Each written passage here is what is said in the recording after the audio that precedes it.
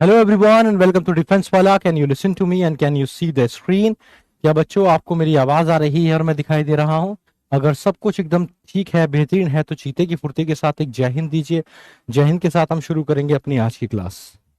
आ जाओ भाई, जल्दी जल्दी चीते की फुर्ती के साथ।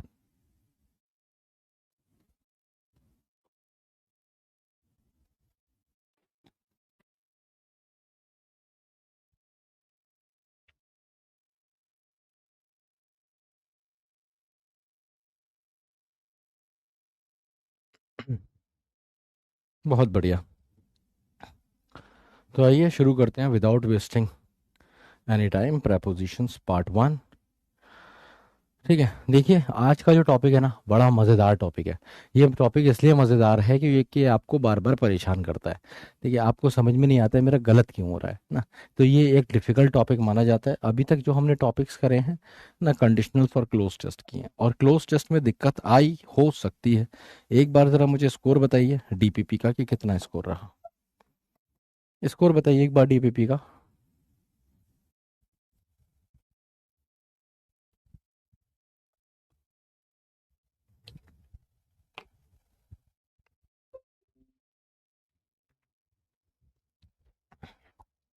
अच्छा, आज टेंस था क्या तुम्हारा? अच्छा जी, एक मिनट रुको। कौन सा वाला बैच है? शौर्य दो बैच हो जाते हैं ना, मैं कंफ्यूज हो जाता हूँ। तुम नए वाले बच्चे हो? अच्छा,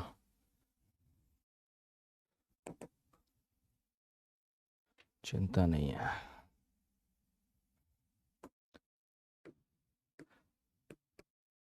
टेंस था तो टेंस पढ़ा देंगे, दिल छोटा नहीं करो। सब है तुम्हारा भाई, देखो पहले अपना काम करके रखता है। पहले ही सारा कंटेंट बना हुआ है पूरे वीक का।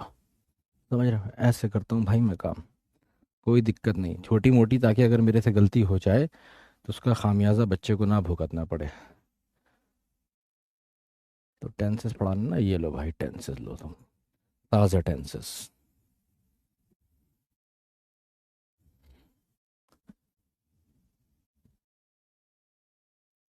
प्रेपोजिशन भी पढ़ाएंगे, जो वक्त आएगा प्रेपोजिशन भी पढ़ाएंगे। एक्चुअली आज मेरी एक और बैच है शौर्या, जो हमारा स्टार्ट हुआ था पहले, वो पुराना बैच है हमारा। तो ये जैसे शौर्या 2.0 2025 है ना, वो शौर्या 2.0 नहीं है, वो सिर्फ शौर्या है।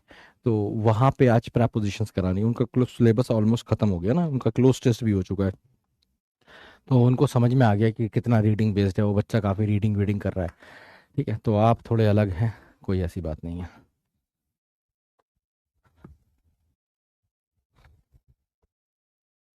हम्म।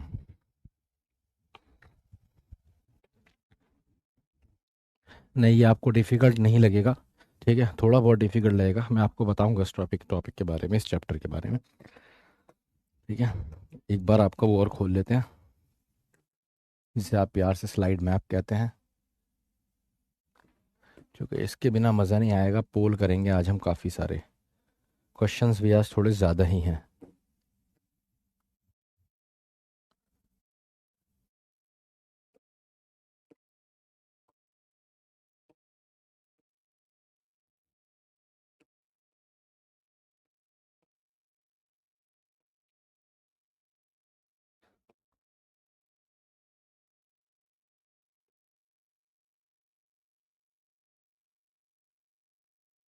ठीक है, तो देखिए आज का जो चैप्टर है टेंसेस, ये एक ऐसा चैप्टर है जो बच्चों को अक्सर परेशान कर सकता है। उसके कई सारे रीजंस हैं, मैं आज आपको रीजंस भी बताने वाला हूँ। क्यों हो गया भाई?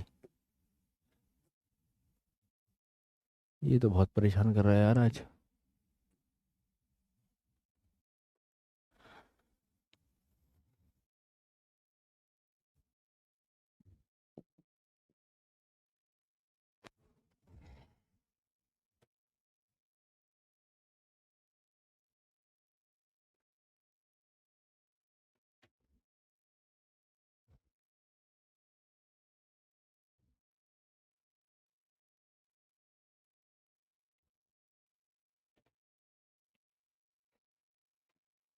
आपने टेंसेस पढ़े क्लास सिक्स्थ में, सेवेंथ में, एट्थ में, नाइन्थ में, और उसके बाद रिपीटेडली टेंसेस आते जाते हैं, आते जाते हैं, बार बार टेंसेस आपको पढ़ना पड़ते हैं।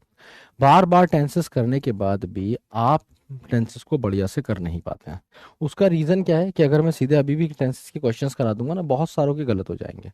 उसका रीज़न क्या है, हम उस पर भी बात करेंगे। अभी फिलहाल मैंने आपको 8 यूनिवर्सल रूल पढ़ाए हैं, ये आपका इंपॉर्टेंट टॉपिक है। ये अगर आपको नहीं आता है तो आप टेंसेस में भी गोते खाएंगे, 100% आपसे टेंसेस नहीं बनेगा अगर आपको 8 यूनिवर्सल रूल्स नहीं आते हैं अच्छे से। Subject verb agreement is a very important topic basics के लिए। तो अगर ये भी नहीं आता है तो भी आपको टेंस में प्रॉब्लम होगी, कि ये सारी चीजें इंटरलिंक्ड है। पहले मैंने ये क्यों पढ़ाया, फिर ये पढ़ाया, things are interlinked. Root words part 1, root word part 2 ये इसलिए है कि आप एक अपना वोकैब रजिस्टर बना रहे हैं। ठीक है, वोकैब रजिस्टर बना लें, वहां से वोकैब लर्न करें, वहां से वोकैब तैयार करें। आत्मा आपकी हमारी सबकी तरफ रहेगी। आज का जो टॉपिक है टेंस, बढ़िया टॉपिक है। आज आप मेरे साथ जानेंगे इसके कॉन्सेप्ट्स, सारे नहीं तो कुछ कॉन्सेप्ट्स, साथ में इस पे प्रैक्टिस करेंगे क्वेश्चंस। और सबसे इंपॉर्टेंट बात जो आज आप करने वाले हैं मेरे साथ, वो है वोकैबलरी। तो कुछ वोकैबलरी भी है जो आपका इंतजार कर रही है। Is this clear to all of you? Shall we start?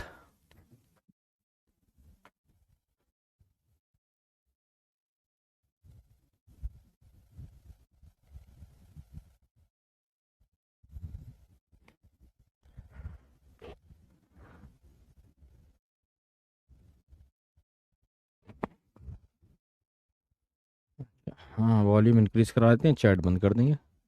रुक जाओ।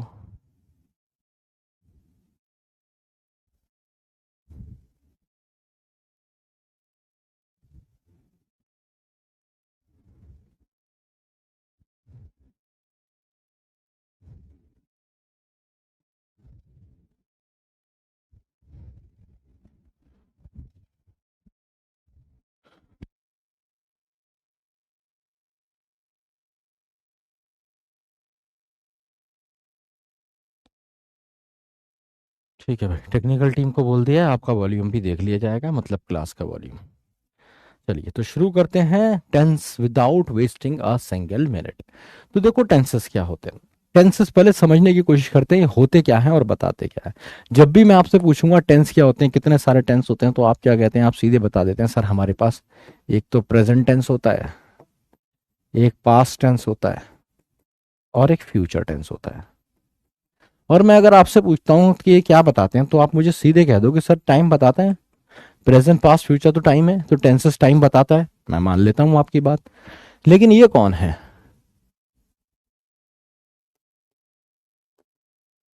इनडेफिनेट, कॉन्टिन्यूस, परफेक्ट, या फिर परफेक्ट कॉन्टिन्यूस, ये कौन है? अगर आप इनके पे गौर करेंगे तो ये बेसिकली नेचर ऑफ एक्शन बताते हैं। क्या बताते हैं? Nature of action. और ये दोनों चीजें मिलके टाइम और नेचर ऑफ एक्शन मिलके टेंस बनता है। तो जब भी आप कहते हैं टेंस, तो टेंस बताता है दो चीजें, एक बताता है टाइम और एक बताता है नेचर ऑफ एक्शन। थोड़ा सा और समझते हैं इसे। जैसे ये तो बता देगा कि काम कब हुआ, प्रेजेंट में हुआ, पास्ट में हुआ, या फ्यूचर में हुआ। अब ये प्रेजेंट में भी हुआ तो प्रेजेंट में हो चुका था, या प्रेजेंट में हो रहा है, या प्रेजेंट में हो रहा था, या पास्ट में हो रहा था, या फ्यूचर में हो रहा होगा। तो हो रहा है, हो रहा होगा ना, ये नेचर ऑफ एक्शन बताता है। इनडेफिनेट था, लगातार हुआ, हो चुका, हो गया, ये सारी चीजें कौन बताता है? नेचर ऑफ एक्शन बताता है। कौन? ये टेंस। तो टेंस दो चीजें बताता है, एक बताता है टाइम और एक nature of action. Is this clear to all of you? इतनी बात सबको समझ में आ गई है तो हम आगे बढ़ सकते हैं। Shall we move further? जल्दी जल्दी बताइए।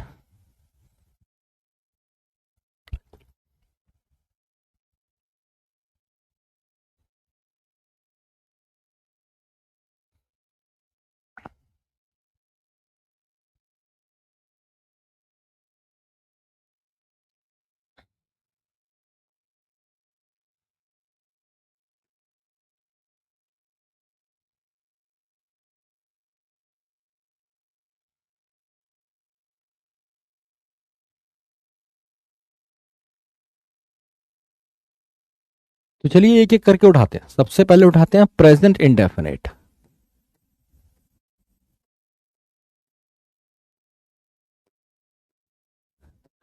और इसके बारे में जरा गहराई से जानते हैं। इसका सिंपल सा फॉर्मेट होता है, सब्जेक्ट आता है और सब्जेक्ट के साथ सीधे first form of the verb.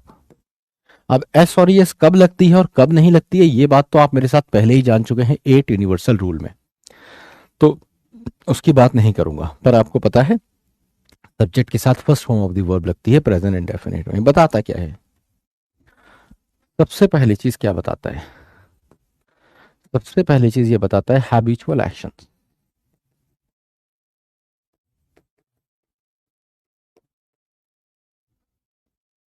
दूसरी चीज ये बताता है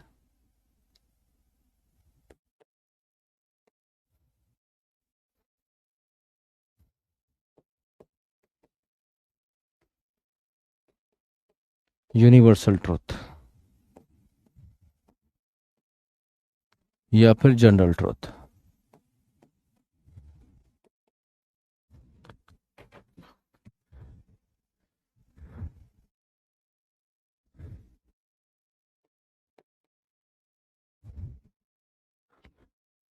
habitual actions, universal truth, general truth.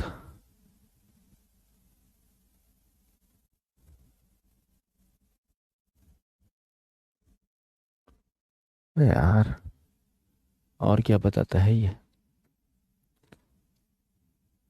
बहुत सारी चीजें बताते हैं, बहुत इंटरेस्टिंग टेंस है। हाँ, present narrative.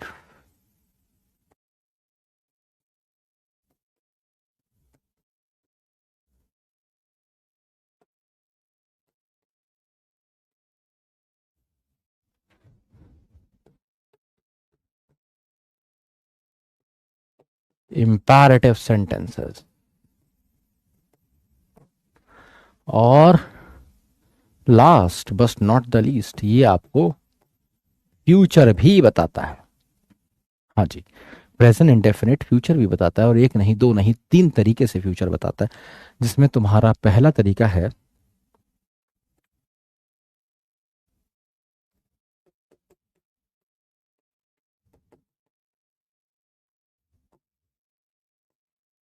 Conditional sentences.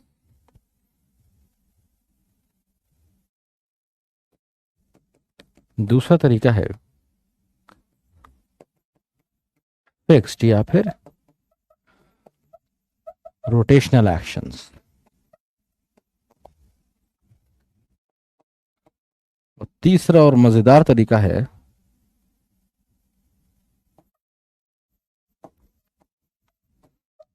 Official plans. और इस तरीके से ये बहुत ही रिच टेंस होता है। आप देख रहे हैं इतना रिच टेंस है, इतनी सारी चीजें बता रहा है, और सिंपल सा है। सिंपल सा क्या है, सब्जेक्ट के साथ फर्स्ट फॉर्म। तो हैबिचुअल एक्शन क्या होते हैं, हैबिचुअल एक्शन भाई आपके रेगुलर भी हो सकते हैं, ये आपके इरेगुलर भी हो सकते हैं। बस आप ये समझ लीजिए ये हैबिचुअल है, आपकी आदत जैसी है। जैसे मैं कहूं आई प्ले द गिटार, या फिर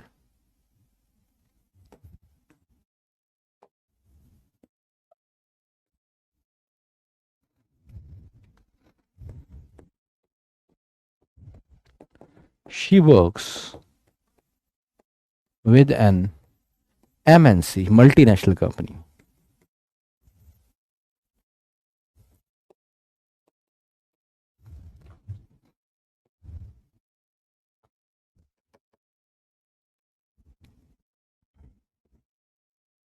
दे often pay a visit here.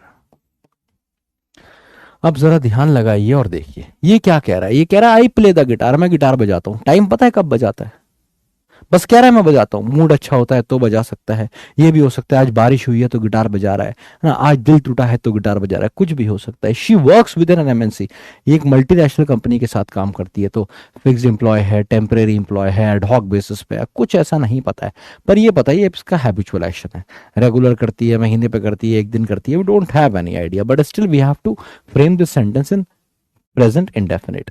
They often pay a visit hair, वो अक्सर यहाँ आते हैं। तो यहाँ उसने बता भी दिया अक्सर, उससे भी कोई मतलब नहीं है। तो चाहे रेगुलर एक्शन हो या इरेगुलर एक्शन हो, सेंटेंस आपका प्रेजेंट इंडेफिनिट में ही बनेगा, सब्जेक्ट के साथ फर्स्ट फॉर्म लगा के, बस।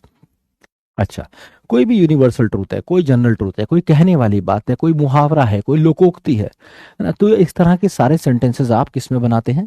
प्रेजेंट इंडेफिनिट में बनाते हैं। कोई भी मुहावरा, लोकोक्ति, यूनिवर्सल ट्रूथ, कोई फैक्ट है ना, कोई कहने वाली बात है, जैसे मैं कहूं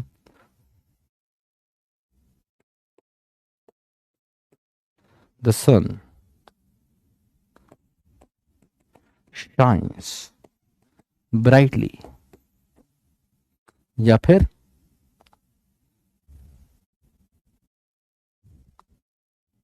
आपने कहा the earth rotates on its axis, या फिर God helps those who help themselves, भगवान उनकी मदद करता है जो अपनी मदद अपने आप करते हैं। तो ये सारी की सारी कहने वाली बातें। अब एक बात सोचो यार, प्रेम चोपड़ा मानेगा इस बात को? कोई आतंकवादी मानेगा इस बात को कि भगवान उनकी मदद करता है जो अपनी मदद अपने आप करते हैं? बहुत सारे लोग इसको नहीं मानेंगे। बट ये वाली बात क्या है, ये क्या है, एक जनरल ट्रूथ है, ये लोग इसमें मान्यता रखते हैं। तो मान्यता रखने वाली बातें हो गई, या पक्की बात जैसे the earth rotates on its axis, ये तो 100% बात है ना, साइंटिफिक फैक्ट है। तो चाहे साइंटिफिक फैक्ट हो या कहने वाली बात हो, है ना, इस तरह की सारी चीजें आप प्रेजेंट इंडेफिनिट में बनाते हैं। इसके बाद आ जाते हैं इंपैरेटिव सेंटेंसेस। इंपैरेटिव सेंटेंसेस वो होते हैं जिसमें आप मेंशन करें या ना करें, इसमें यू होता ही है, हर बार होगा। यही वाले सेंटेंस है, जैसे मैंने कहा catch it, run fast, stand up, remember to buy bananas, भाई केलों का ध्यान रखना, केले रखना, लेना, ध्यान रखना। तो ये क्या हो गया, ये catch it, run fast, stand up, इसमें सब्जेक्ट क्या है? मेंशन करो या ना करो, यू है। अगर मैंने कहा कैच इट तो क्या मतलब हुआ? Catch it, you catch it. Sit down, you sit down. Stand up, you stand up. Shut up, you shut up. या फिर रिमेंबर टू बाय बनानास, केले लेते आना, किससे कह रहे हो? यू से। मेंशन करोगे या ना करोगे, इसमें यू हमेशा अंडरस्टूड होता है, और इसलिए सब्जेक्ट के साथ सीधे फर्स्ट फॉर्म आती है। सब्जेक्ट दिखता नहीं है पर होता है। ऐसे सेंटेंसेस को इंपैरेटिव कहते हैं और हमेशा प्रेजेंट इंडेफिनिट में बनते हैं। इंपैरेटिव का मतलब बेसिकली होता है रिक्वेस्ट, कमांड, ऑर्डर, फेवर, किसी से कुछ कहना चाह रहे हो ना। जैसे कैचर्ट क्या है ना, ये एक बस आस्क किया आपने किसी को। रन फास्ट एडवाइस जैसा हो सकता है, स्टैंड अप ऑर्डर हो सकता है, remember to buy bananas request जैसा हो सकता है अगर प्लीज लगा दोगे। तो ये सारे इंपैरेटिव कराते हैं। ये सब आप पहले पढ़ चुके हैं, बचपन में पढ़ चुके हैं, क्लासेस में, छठी सातवीं छोटी छोटी क्लासेस में पढ़ चुके हैं।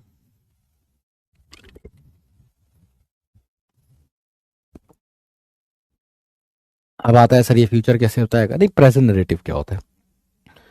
प्रेजेंट नरेटिव होता है कुछ सामने हुआ और तुमने उसे वैसे ही व्यक्त कर दिया। जैसे मैं कहूं अरे बच्चा गिर गया, लो भाई लो बारिश आ गई, इंडिया का एक विकेट और गिर गया, बीजेपी इलेक्शन जीत गई, ठीक है, आतंकवादी पकड़ा गया। कोई ऐसी चीज जो बिल्कुल तुम्हारे सामने हो रही है, लाइट भाग गई, ये सारे क्या है? प्रेजेंट नरेटिव है।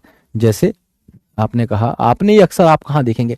कमेंट्री में देखेंगे, कमेंट्री हो रही है, ये आपको खूब देखेंगे। प्रेजेंट, प्रेजेंट मतलब प्रेजेंट में नरेट कर रहे हैं, जो प्रेजेंट की बात है आपके सामने हो रही है, आप हाथों हाथ बता रहे हैं। जैसे आपने कहा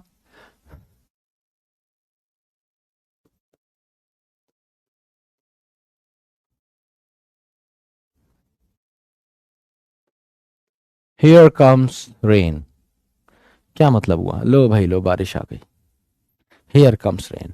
या फिर ये सुना होगा आपने, धोनी गोस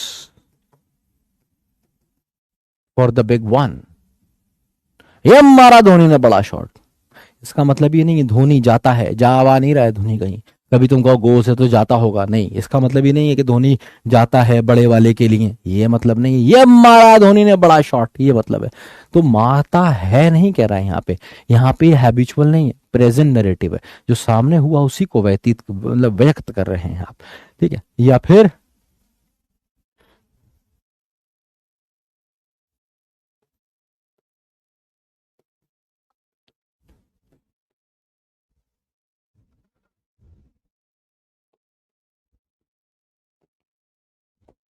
the captain leaves the ground, present narrative है, कुछ ऐसा जो प्रेजेंट में आपके सामने हो रहा है और आप व्यक्त कर रहे हैं। अब हम आ जाते हैं भाई किसमें, कंडीशनल सेंटेंसेस में। कंडीशनल सेंटेंसेस क्या होते हैं, एक ऐसे सेंटेंसेस होते हैं जहां पे एक कंडीशन होती है और एक मुद्दे की बात होती है। जैसे मैं कहूं अगर मेरे साथ चलोगे तो बिरयानी खिलवाऊंगा, कंडीशनल सेंटेंसेस है। मुद्दे की बात क्या है, बिरयानी खिलवाऊंगा, कंडीशन क्या है, मेरे साथ चलोगे। मैं कहूं अगर रीडिंग करोगे तो बढ़िया नंबर आएंगे, तो कंडीशन क्या है, रीडिंग करोगे, मुद्दे की बात क्या है कि बढ़िया नंबर आएंगे। हमेशा दो सेंटेंसेस होंगे। तो जो कंडीशनल वाला है, जो कंडीशनल वाला सेंटेंस है वो हमेशा प्रेजेंट इंडेफिनिट में बनेगा। जैसे सेंटेंस आपने देखा, I will help you if if you will pay me. अक्सर एग्जाम में इस तरीके से सेंटेंस आता है, ये कह रहा है मैं तुम्हारी मदद करूंगा। कब करूंगा, if you will help me, अगर तुम मेरी मदद करोगे। तो भाई ये वाला विल नहीं आएगा, इसकी जरूरत ही नहीं है, क्योंकि ये कंडीशनल क्लॉज है। इफ लग गया ना, ये कंडीशनल क्लॉज हो गया, इसमें विल विल का कोई काम नहीं है, सिर्फ प्रेजेंट इंडेफिनिट आएगा, यू के साथ सीधे फर्स्ट फॉर्म पे, और वही फ्यूचर बताएगी, मतलब प्रेजेंट इंडेफिनिट फ्यूचर बताएगा। जैसे she can win provided I help her. तुम कह रहे हो वो जीत सकती है बशर्ते, तो प्रोवाइडेड का मतलब है बशर्ते, शर्त यह है, इस शर्त पे, ये वाला सेंस देता है प्रोवाइडेड। तो कह रहा है वो जीत सकती है, फ्यूचर बता रहा है, she can win provided I help, अगर मैं उसकी मदद करूं। तो करूं का मतलब क्या है यार, या करता हूं, दोनों सेंस दे रहा है, पर बात फ्यूचर की हो रही है, प्रेजेंट नहीं है, फ्यूचर है। पहले वाला सेंटेंस भी फ्यूचर में, दूसरा भी फ्यूचर में, पर दूसरे में मॉडल नहीं लगेगा, बिना मॉडल के बनाएंगे, प्रेजेंट इंडेफिनिट से बनाएंगे और वो फ्यूचर बताएगा। एक सेंटेंस और देख लीजिए,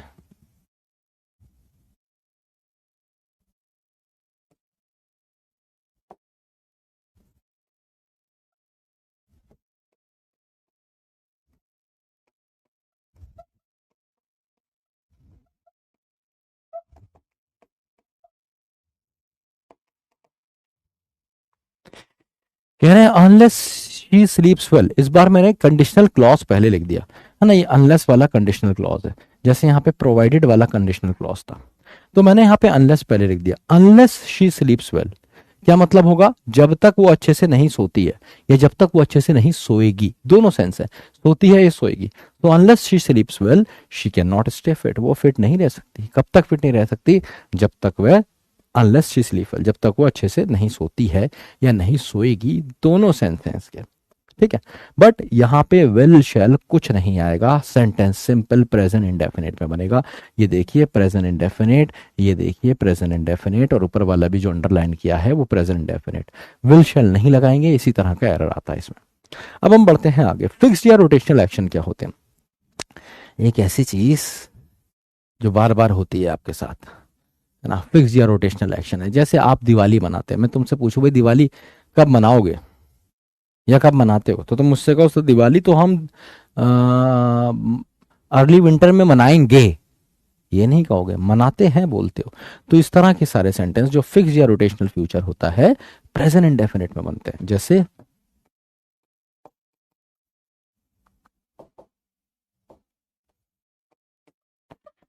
we celebrate Diwali in early winters, जब विंटर्स शुरू होते हैं, ताजी ताजी बात होती है, तब हम दिवाली मनाते हैं। या फिर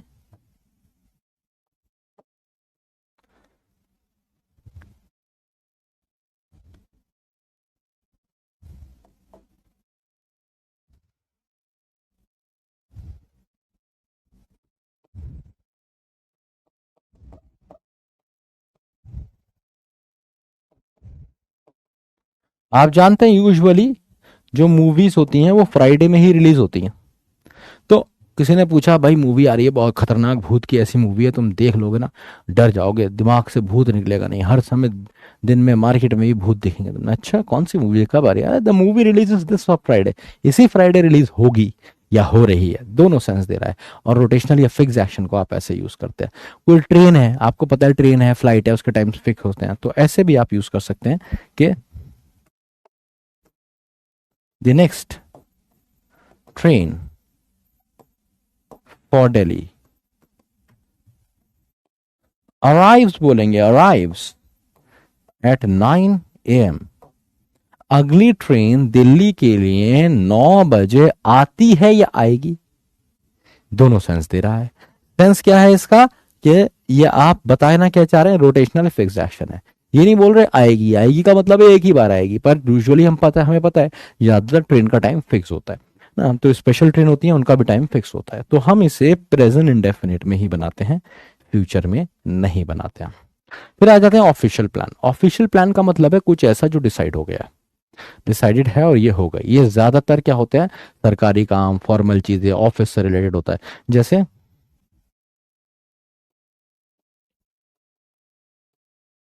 the parliament passes the bill today. Parliament आज बिल पास करेगा या करता है, दोनों सेंस है भाई ना। करता है ज्यादा बढ़िया नहीं सुन रहा है यहाँ पे, ज्यादा बढ़िया यहाँ पे क्या है, करेगा, तो ये क्या हो गया, ऑफिशियल प्लान हो गया ना। The parliament passes the bill today. या फिर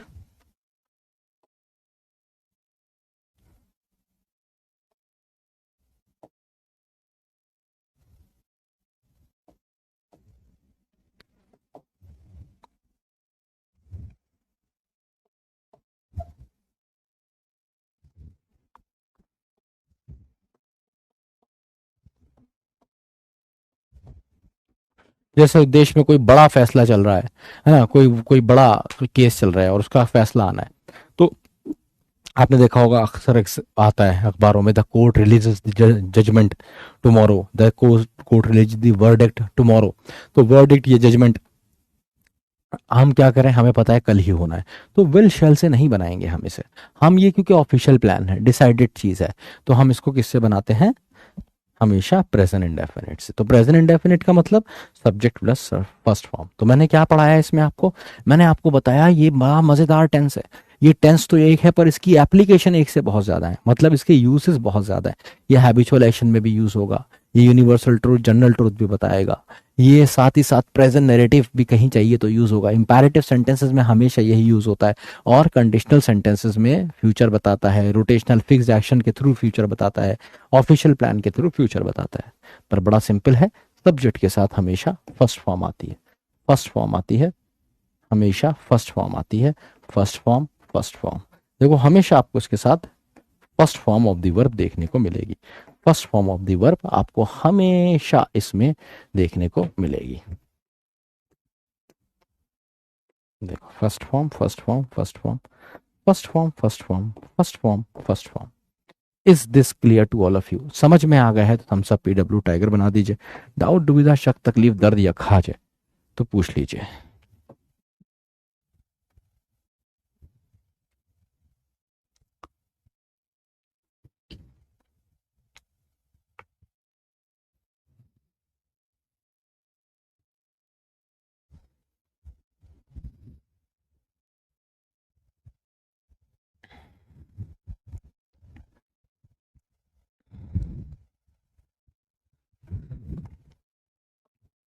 चलिए अब बढ़ते हैं आगे और बात करते हैं अगले टेंस की, जिसका नाम है इंडेफिनिट। अब आगे की कहानी ना आसान है, सबसे मुश्किल इन तीनों में प्रेजेंट इंडेफिनिट ही था, सबसे रिच टेंस वही था।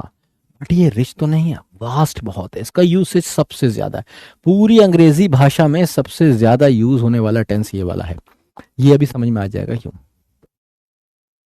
और कितना आसान। सब्जेक्ट के साथ second form of the verb आती है बस, और मैंने आपको बताया था 8 यूनिवर्सल रूल में भी, this is the only tense where we use second form of the verb. यहाँ यही एकमात्र ऐसा टेंस है जिसमें हम second form of the verb का इस्तेमाल करते हैं, बताया था ना।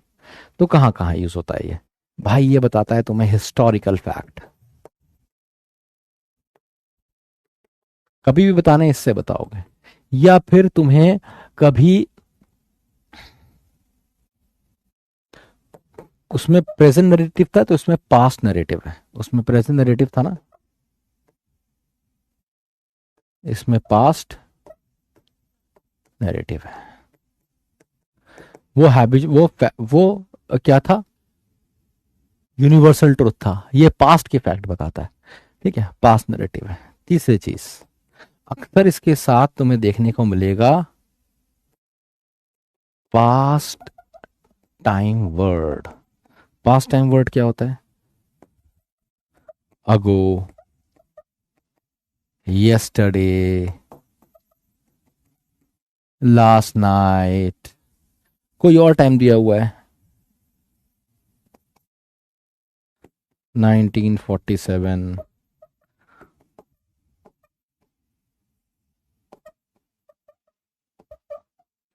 लास्ट अगस्त, ये सारे के सारे क्या हैं, पास्ट टाइम वर्ड है। तो आप इन्हें पास्ट टाइम में भी यूज कर सकते हैं, मतलब पास्ट टाइम वर्ड जहां भी दिखे समझ लीजिए पास्ट इंडेफिनिट ही आएगा। ठीक है, तो आप कुछ भी नरेट कर रहे हैं, ये बताता क्या है, एक चीज और याद रखिए,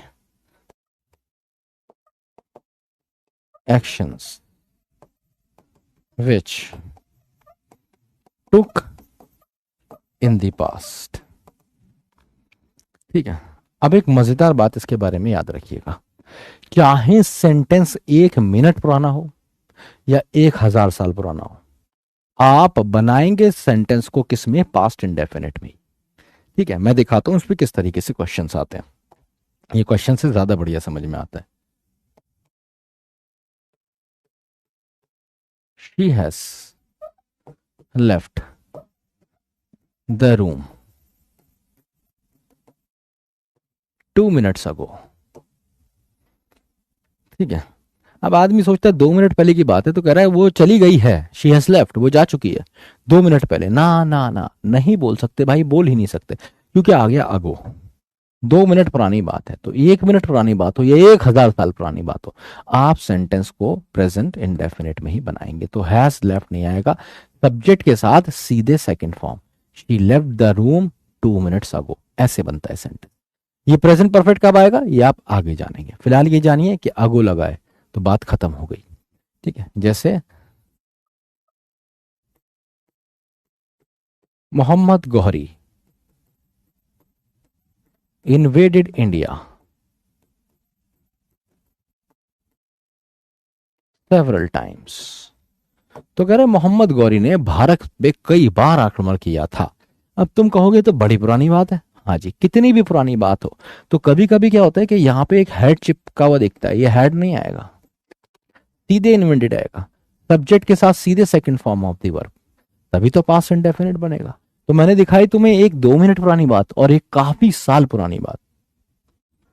ठीक है, दोनों ही केस में सब्जेक्ट के साथ second form of the verb आ रही है, तो चाहे सैकड़ों साल पुरानी बात हो या 2 मिनट पुरानी बात हो, पास्ट इसी में बनाते हो।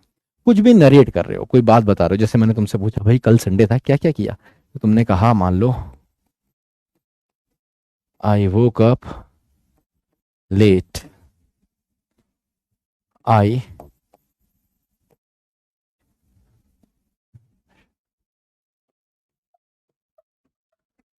freshened up myself, I had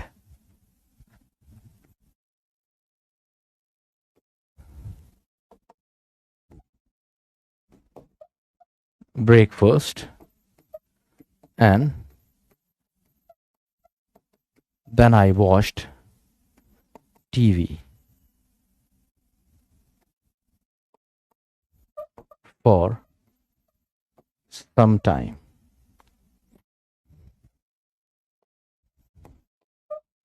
After that, I called my friend and we decided to go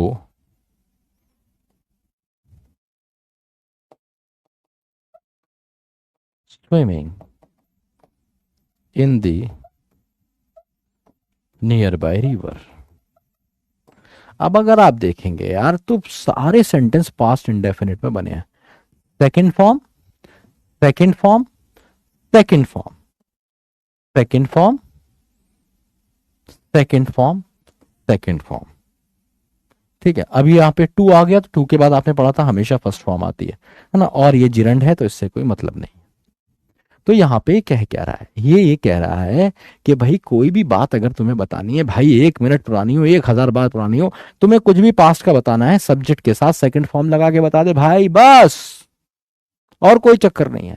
और तेरे को हेल्प करने के लिए यहाँ पे बहुत सारे ये भी है ना, पास्ट टाइम वर्ड से भी तू इन्हें पहचान सकता है, हिस्टोरिकल फैक्ट से ही पहचान सकता है। जैसे मैं कहूं, मान लो इंडिया हैज गॉट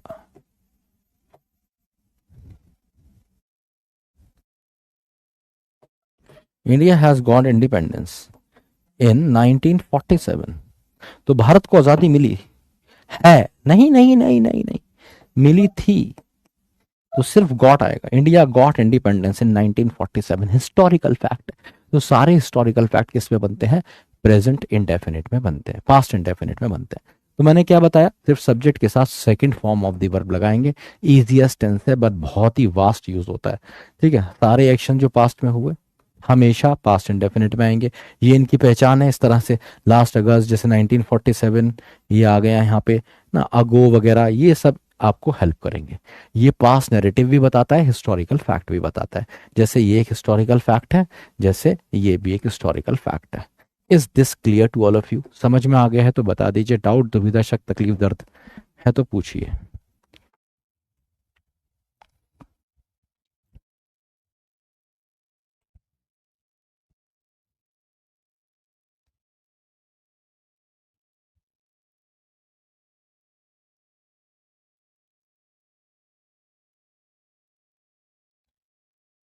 अब देखो, जिसको भी हेड में प्रॉब्लम है ना, वो जाके ये यूनिवर्सल रूल की क्लास देखे।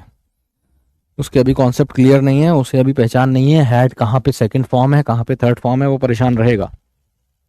इसलिए जाके वो एट यूनिवर्सल रूल की क्लास देखे।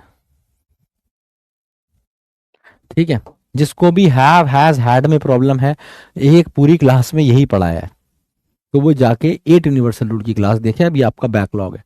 देखो, बैकलॉग वो नहीं हो जाता तो तुम्हें लगता है, बैकलॉग वो होता है तुमने पढ़ लिया पर आता नहीं है ना, ये तो समझो। अगर तुमने वो देखा ही नहीं है तो वो तो है ही बैकलॉग, वो भी बैकलॉग है, तो तुमने पढ़ तो लिया है पर आता नहीं है। इसलिए कह रहा हूँ एट यूनिवर्सल रूल बैकलॉग रहेगा, कुछ नहीं आएगा। अब हेडिंग डालो।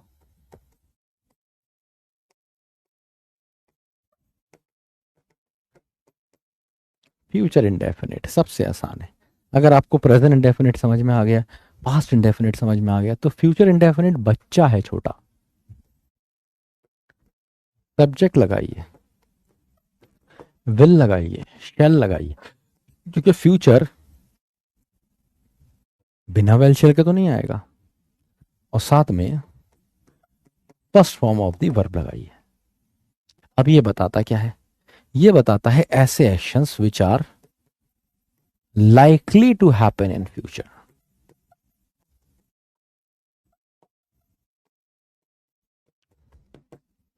कुछ ऐसे एक्शंस जो फ्यूचर में होंगे, which are likely to happen in future. ठीक है, जैसे मैंने कहा, I shall join a new club.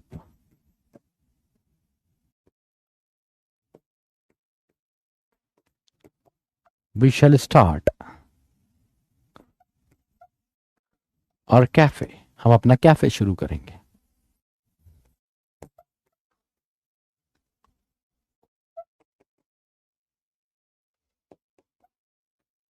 She will come to see us, वो हमसे मिलने आएगी। He will not understand our problem, वो हमारी प्रॉब्लम नहीं समझेगा।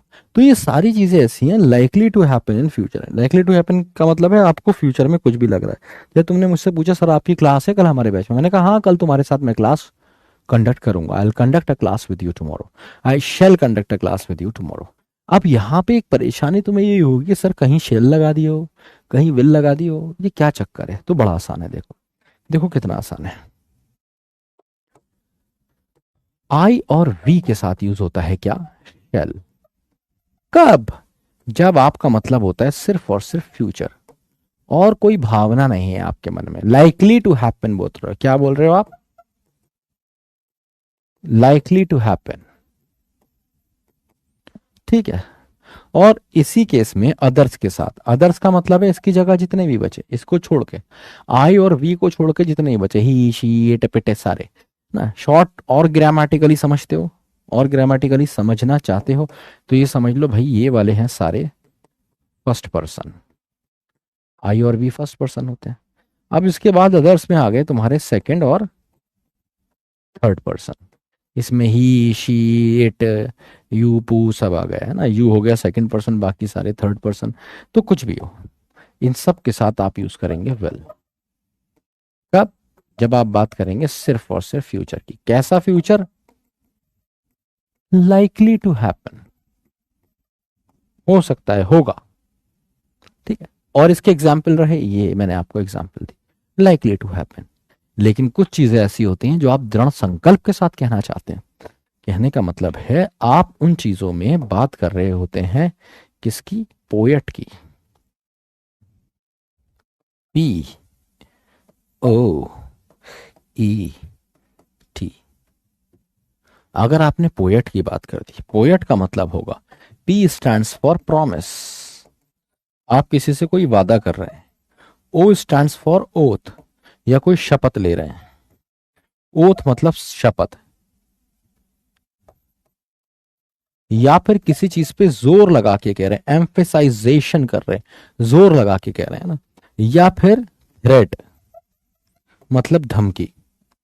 कहने का मतलब है कोई वादा है, कोई शपथ है, कोई धमकी है, या कोई भी ऐसी बात है जिस पे एम्फेसाइज किया जा रहा है, जोर लगा के कही जा रही है, तो कहानी बदल जाएगी। अब कहानी क्या बन जाएगी? अब कहानी कहेगी कि भाई आई और वी के साथ तो आप यूज करेंगे विल, और अदर्स के साथ आप यूज करेंगे शेल। अदर्स कौन थे? सेकंड और थर्ड पर्सन। आई और वी कौन थे? First person. इसीलिए तो जब आप किसी को धमकाते हैं, आप क्या कहते हैं? आप कहते हैं आई विल किल यू, मैं तुझे जान से मार दूंगा। या फिर I will never let you down, मैं तुम्हें कभी नीचे नहीं गिरने दूंगा, या तुम्हें कभी नीचे नीचा नहीं दिखाऊंगा। थोड़ा साफ लिखते हैं, वैसे ही तुम्हारे क्लास का कॉमन सेंस कम है। I will never let you down, तो क्या मतलब हुआ कि मैं तुम्हें I will never let you down, कभी तुम्हें नीचा नहीं दिखाऊंगा, ठीक है, या तुम्हें कभी गिरने नहीं दूंगा, तुम I will always support you. तो ये प्रॉमिस जैसा है।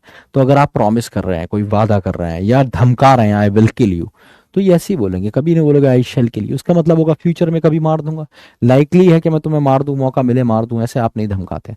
आप किसी को धमकाते हैं तो तबीयत से धमकाते हैं, इसलिए कहते हैं आप I will never let you down.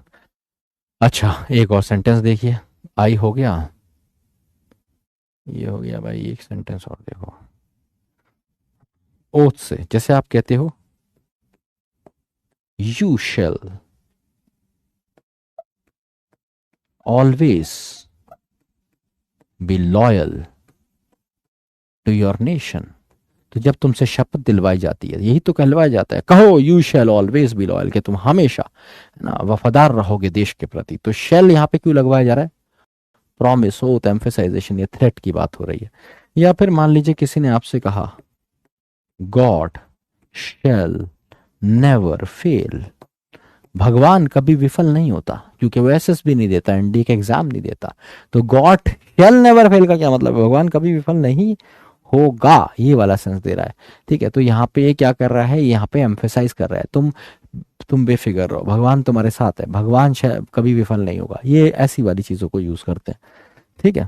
या फिर मान लीजिए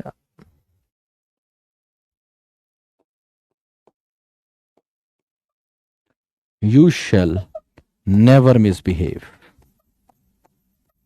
धमका रहे तुम किसको? ओए ऐसी बदतमीजी मत कर रहे हैं, दोबारा यहीं गाड़ दूंगा, यू शैल नेवर मिसबिहेव। ठीक है, तो क्या मतलब हुआ, जब तुम प्रॉमिस, ओथ, एम्फेसाइजेशन या थ्रेट करते हो। अब शॉर्ट में बताता हूँ इस बात का मतलब क्या है। इस बात का मतलब है कि भाई फ्यूचर इंडेफिनिट बताता है ऐसी चीजें जो likely to happen in future है। अब वो likely to happen in future भी हो सकती हैं या फिर पोएट में से भी हो सकती हैं। मतलब प्रॉमिस, ओथ, एम्फेसाइजेशन या थ्रेट जैसी फीलिंग भी उनमें हो सकती हैं। ठीक है, तो आपको जो फॉर्मेट मिला वो मिला कि सब्जेक्ट के साथ विल और शेल लगा के फर्स्ट फॉर्म लगा दो। तो तुमने पूछा कि सर विल और शेल कहाँ लगेगा, कहाँ नहीं लगेगा। मैंने कहा सबके साथ, सबके साथ विल आ जाएगा, सबके साथ शेल आ जाएगा। देखो सबके साथ लगा हुआ है, यहाँ पे आई के साथ शेल है, यहाँ पे आई के साथ विल है। इसी तरीके से यहाँ पे शी के साथ विल है, या शी कर लो या यू कर लो, यू के साथ विल होगा, यहाँ पे शेल भी लगा हुआ है, सब के साथ सब लग जाएगा। तो पता कैसे चलेगा, बड़ा आसान है, भावना का खेल है। अगर नॉर्मल फ्यूचर की बात है, लाइकली टू हैपन है, तो आई और वी के साथ शेल, बाकी सबके साथ अदर्स, अदर्स के साथ विल। अगर ये कहानी बदल जाती है, अगर ऐसा हो जाता है कि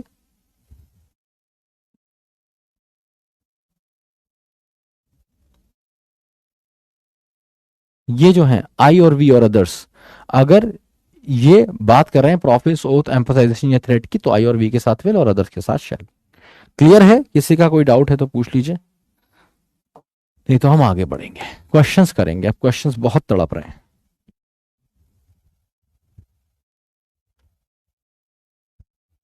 देखो भाई रंशु पात्रल, अपने बाल खिंचवाने हैं खुद, तो मैं कुछ नहीं कर सकता तुम्हें। 8 यूनिवर्सल रूल की क्लास देखो। 8 यूनिवर्सल रूल का डाउट का मतलब है तुम खुद मुझसे कह रहे हो सर मेरे को लपेट दो, सर बहुत खाज है मिटा दो। अगर 8 यूनिवर्सल रूल का डाउट पूछोगे तो रगड़ दूंगा। बार बार कहा है कि 8 यूनिवर्सल रूल अच्छे से देखो जाके।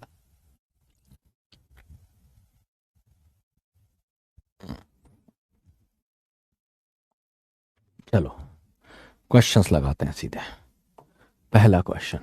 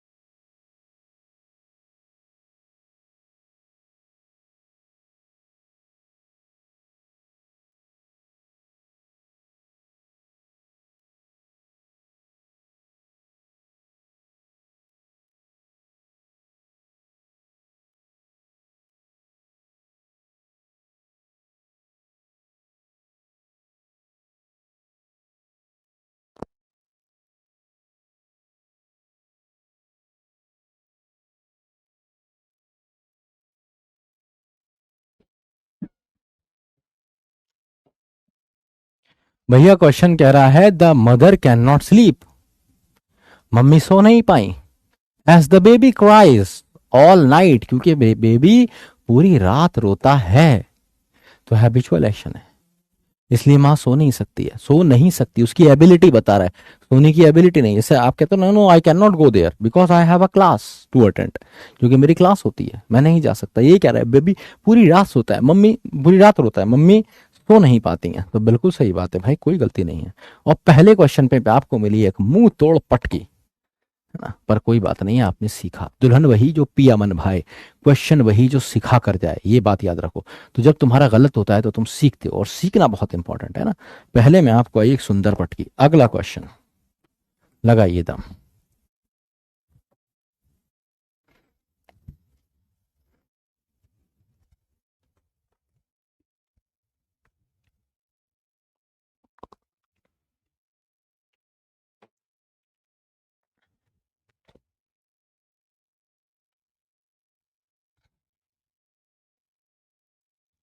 हाँ, वंस अपॉन अ टाइम भी पास्ट टाइम वर्ड है।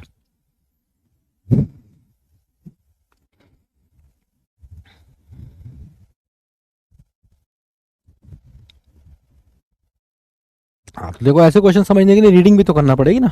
अगर आप पढ़ रहे हैं उसका सेंस ही नहीं समझ रहे तो आप कैसे कर पाएंगे। आपको मीनिंग समझना पड़ेगा। इसीलिए मैं आपसे बार बार कह रहा हूं कि आप रीडिंग कीजिए, दबा दबा के रीडिंग करिए। Look this beautiful scene, the sun is rising. एक बार फिर से है नो एरर। भाई आज बहुत पटकी पड़ेगी तुम्हें ना, लेकिन सीखोगे, सीखना इंपॉर्टेंट है। मेरी क्लास से कहीं और जाओगे प्रेजेंट डेफिनेट के क्वेश्चन बनाने तो भमोड़ दोगे, तो आंसर हो जाएगा यहाँ पे डी। क्यों? भावना को समझो तुम। वो कह रहे लुक, वो देख वो देख वो देख वो देख वो देख वो देख, वही देख रहे हैं लुक। क्या है ये क्या लगा हुआ है? इतनी अंग्रेजी तो आदमी घर से भी पढ़ के आता है यार, गली का कुत्ता भी जानता है, ये एक्सक्लेमेटरी मार्क है। अगर ये एक्सक्लेमेटरी मार्क है तो ये क्या बता रहा है? आदमी हैरान हो गया। जैसे मान लो आप चल रहे हो, आपको सनराइज देखने जाना था, है ना, और सुबह निकल गए थे आप 4 बजे, आपको किसी ने बताया था भाई 5 बजे तक वहां पहुंचोगे सनराइज दिखेगा। ठीक है, तुम पहुंच गए हो, अभी सनराइज हुआ नहीं है, बैठे हो, एकदम तुम्हारा फ्रेंड दिखा, दिख दिख दिख दिख दिख दिख दिख दिख निकल रहा है, वो निकल रहा है, वो निकल रहा है, वो निकल रहा है, वो निकल रहा है, वो उसी समय की बात है। ये हैबिचुअल एक्शन नहीं है। क्या कह रहा है? लुक, देखो द ब्यूटीफुल सीन, वो देख सुंदर scene, the sun is rising, सूरज निकल रहा है। तो आंसर हो जाएगा डी। आई बात समझ में? शेल वी मूव फर्दर, आगे बढ़े। तो भावनाओं का खेल है भाई, ये लैंग्वेज है। ये तुम समझ रहे हो, एक बात को कहने के 1,000 तरीके हैं, इसलिए आपको रीडिंग करके ही आती है ना, रूल से नहीं आती है। आप जो भी रूल बनाते हैं वो टूट जाता है। आपने प्रेजेंट डेफिनेट पढ़ के आए, यूनिवर्सल ट्रूथ उससे बनाएगा अब, लेकिन यूनिवर्सल ट्रूथ बदल गया।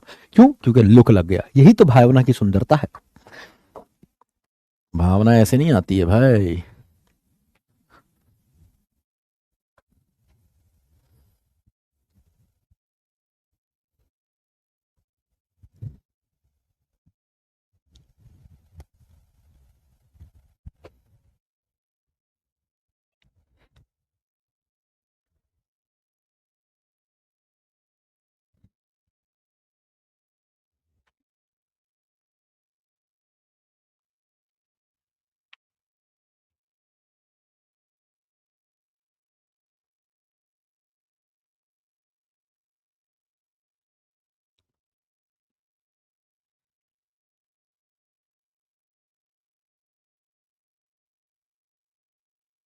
अब देखो ये क्वेश्चन आसान है, अब बार बार पटकी मारूंगा तुम भी कहोगे सर क्या है sir.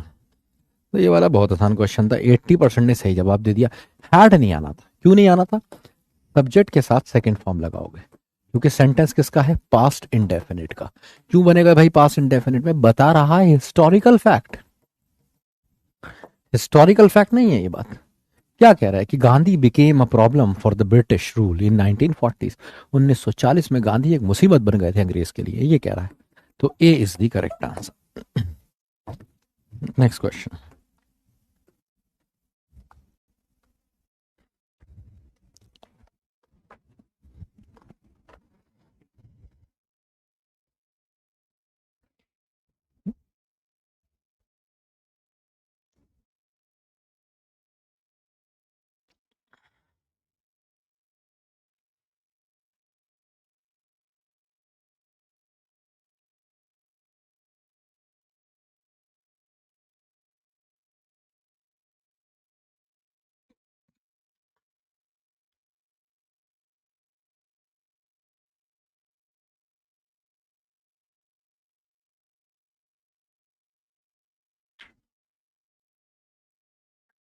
On many occasions we did helped नहीं हो सकता।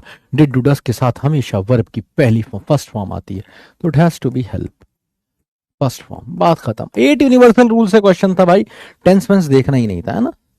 तो बीच बीच में ऐसे झटके मैं तुम्हें दूंगा कि कोई क्वेश्चन 8 यूनिवर्सल रूल से आ जाए, तुम्हारी भावनाएं चेक करने के लिए, पिछला चेक करने के लिए। लगाओ अगला।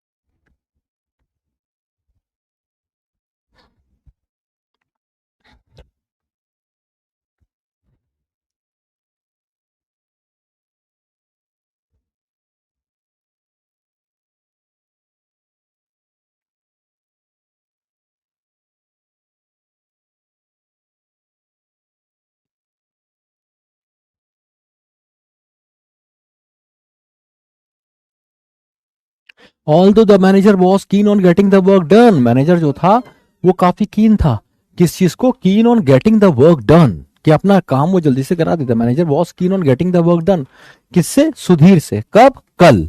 तो सारी बातें पास्ट की हैं। देखो भाई, ये सेंटेंस पास्ट में गया, ये वहां पे on getting the work done through Sudhir, और यहां पे उसने फिर एक बार पास्ट टाइम वर्ड दे दिया, सब पास्ट में। तो ये अब क्यों ट्राई करेगा? ये सब तो गुजर गई बात, तो ये भी तो पास्ट में होना चाह रहा है। कह रहा है हालांकि मैनेजर जो था बड़ा उतावला था, कि इनका मतलब होता है ईगर, उतावला, उतावला था कि मैं अपना काम पूरा करा लूं सुधीर से कल, लेकिन कॉमा लगाया उसने, ही ट्राइज टू, वो अवॉइड करता है, करता है नहीं, उसने अवॉइड किया, तो ट्राइड हो जाएगा ना। अब क्या लगाएंगे? सी इज द करेक्ट आंसर। सब कुछ पास्ट में, तो ये भी पास्ट में, सी इज द करेक्ट आंसर। भाई समझ में आया तो बताइए, और डाउट है तो पूछिए जल्दी जल्दी।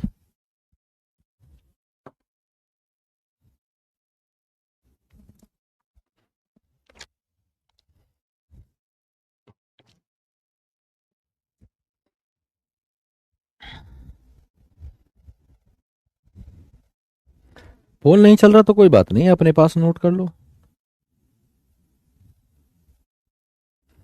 जब पोल नहीं चलता तो हम अपने पास आंसर नोट करते रहते हैं ना, कोई बात नहीं है, पोल के मोहताज थोड़ी है। पोल के हमें प्रिपरेशन करने से रोक लेगा क्या? लगाओ अगला क्वेश्चन इसी बात पे।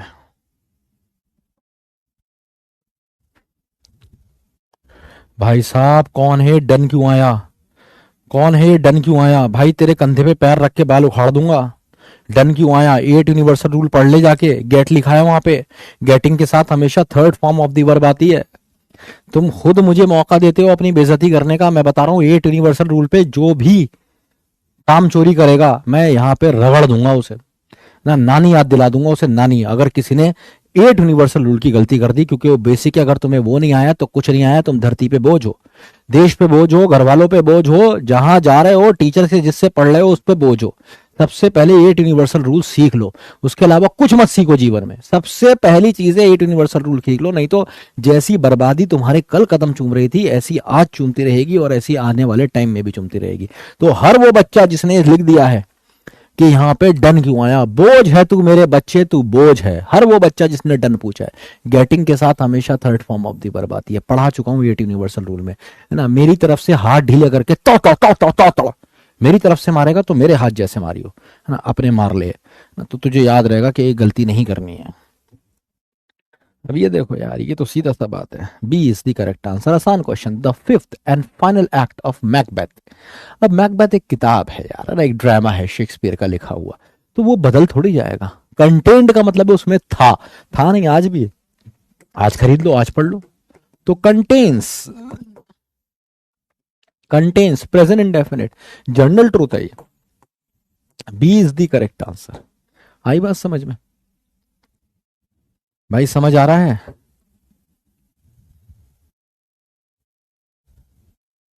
हाँ, ये आपने वर्तिका काजल जो आपने क्वेश्चन पूछा है ना, ये क्वेश्चन पूछा है आपने मॉडल का ना। इतनी क्यूरियोसिटी हमें मन में अभी रखनी नहीं है, खासतौर से भावना को लेके, मतलब अंग्रेजी को लेके आप कंफ्यूज हो जाओगे।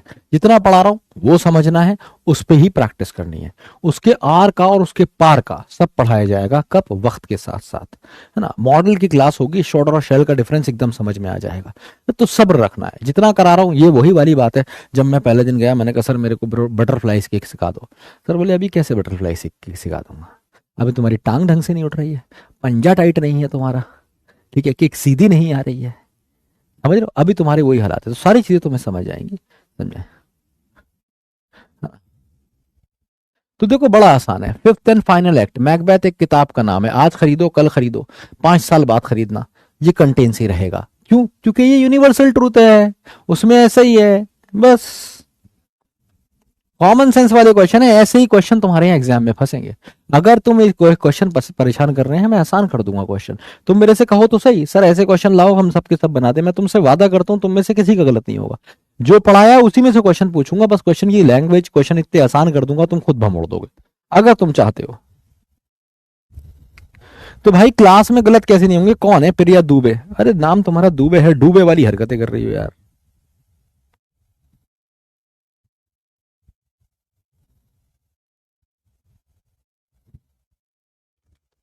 तो लड़कियों का ही क्वेश्चन देखते हो, लड़कों का भी देख लिया करो।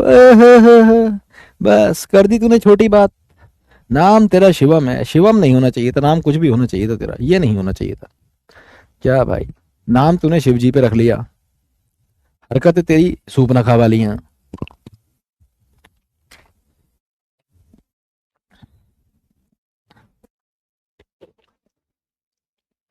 If the majority of the individual in A state prosper the state itself will prosper. Answer होगा सी। अब पढ़ाएंगे बाद में, पहले कुछ डाउट तुम्हारे क्लियर करते हैं। पहली चीज मैं तुम्हें बता दूं, पॉइंट नंबर वन, अगर क्वेश्चन तुम्हारा गलत हो रहा है तो मैं गलत करा रहा हूं, because I want you to learn. पहली चीज, लर्न कब करोगे? When you get wrong.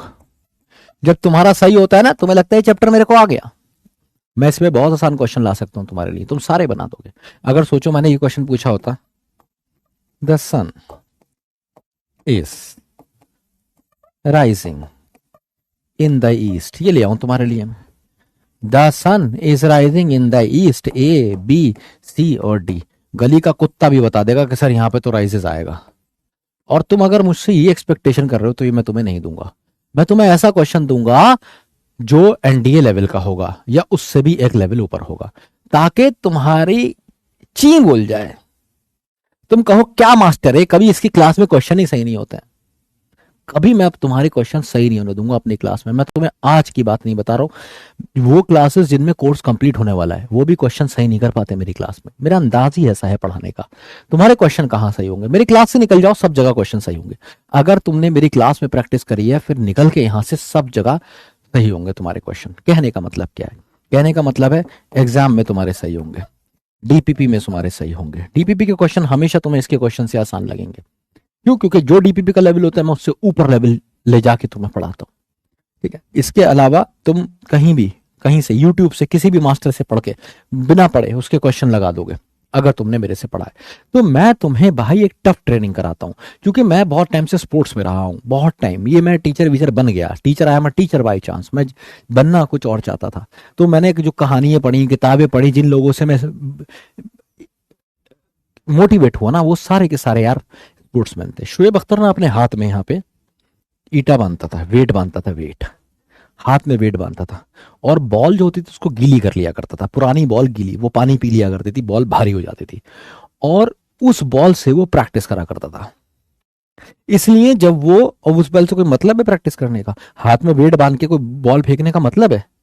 कोई मतलब नहीं था। ये मतलब कब दिखाई दिया? जब उसने ये वेट खोला और बॉल आई उसके हाथ में हल्की और छोटी। दुनिया के जो सबसे बड़े बल्लेबाज थे उस टाइम पे, उनको भी शोएब अख्तर की बॉल नहीं दिखी थी शुरू शुरू में। चाहे वो सचिन तेंदुलकर हो, चाहे वो राहुल द्रविड़ हो, या वो सौरव गांगुली। सौरव गांगुली तो करियर खत्म करने वाला शोएब अख्तर था, ऐसा बॉलर था, क्योंकि मेहनत उस लेवल की थी। सचिन ने फिर उससे भी ज्यादा मेहनत करी, उसी बॉल को 160 की स्पीड पे मशीन में लगा के प्रैक्टिस करी। ठीक है, फिर सचिन ने सुताई लगाई, सहवाग ने सुताई लगाई, लेकिन क्या पहली बार में नहीं लगा पाए, पहली बार में समझ में नहीं आया हुआ क्या है। तो पॉइंट यहां पे मेरा क्या है कि भाई जब तुम्हारी ट्रेनिंग हार्ड होती है, ट्रेनिंग हार्ड होती है, तो मैच में तुम परफॉर्म करते हो। और अगर तुम्हारी ट्रेनिंग लुंड है तो मैच में कुत्ते की तरह पिटते हो। तो अगर तुम चाहते हो कि तुम एग्जाम में कुत्ता बनो, मैं तुम्हें दोनों ऑप्शन दे रहा हूं। दो ऑप्शन है, या तो तू एग्जाम में कुत्ता बन जाए, क्लास में कुत्ता बन जा। एग्जाम में कुत्ता या क्लास में कुत्ता। कुत्ते का मतलब है तेरे क्वेश्चन एक जगह तो गलत होंगे ही। कुत्ते को बेचारे को हमारे यहाँ जलील रखते हैं ना समाज में, गाली जैसा मानते हैं, पर ऐसे है नहीं। कुत्ते का मतलब लॉयल होता है वैसे। ठीक है, पर कोई बात नहीं है। तो तुम डिसाइड कर लो, तुम्हें एग्जाम में कुत्ता बनना है या क्लास में कुत्ता बनना है। एक जगह कुत्ता बनना तो जरूरी है। ये इसको बात को अगर सभ्य तरीके से कहूं तो कहते हैं,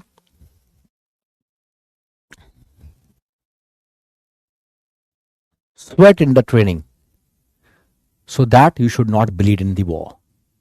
तो ट्रेनिंग के दौरान इतना पसीना बहा दो कि जंग में तुम्हारा खून ना बहे। समझे? बात समझ में आ गई है? समझदार के तो ठीक है, और गधे हो तो गधों का तो कोई इलाज ही नहीं है। गधों के लिए ना जंग में जगह है ना कुछ। तो यहाँ पे देखो सेंटेंस क्या है, कंडीशनल में है, कह रहा है अगर मेजोरिटी, तो अगर कह दिया इसलिए यहाँ पे विल शैल नहीं आया।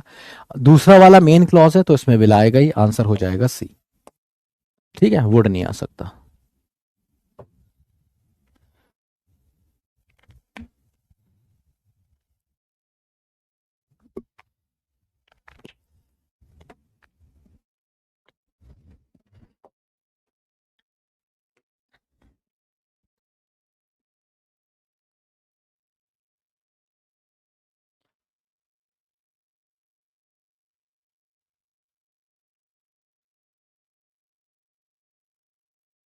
हाँ, the more you sweat in the training the less you bleed in the war.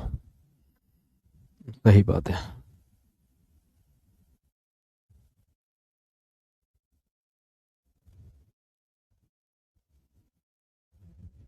मेरी जैसी इंग्लिश हो जाए 10-12 साल लगाना पड़ेंगे भाई, मेरी जैसी इंग्लिश करने में तो सब कुछ छोड़ के सिर्फ इंग्लिश अंग्रेजी पे ही काम करना पड़ेगा, तब मेरे जैसी अंग्रेजी होगी, या मुझसे भी पार निकलोगे।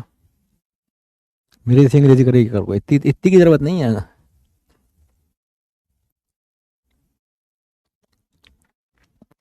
चलो, Ramesh smiled when she remembered, when he remembered, तो पहले तो हम चैट बंद करें।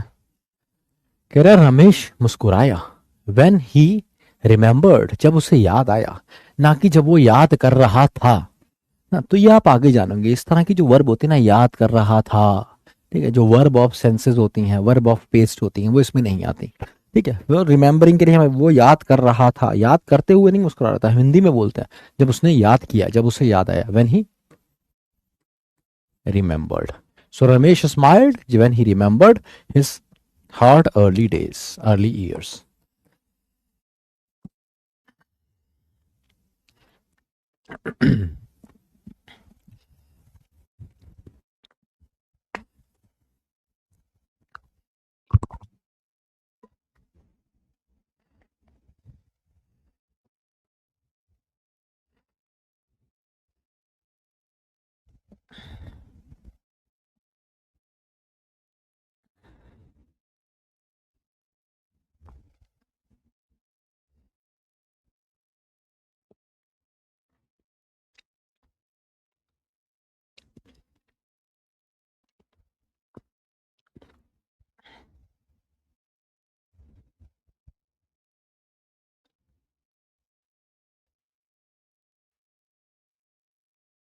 My son usually visited his grandpa on the weekend. तो my son usually है ना, वीकेंड्स पे जाया जाता जाता है कहेंगे ना, तो विजिट्स हो जाएगा, हैबिचुअल एक्शन है। B is the correct answer.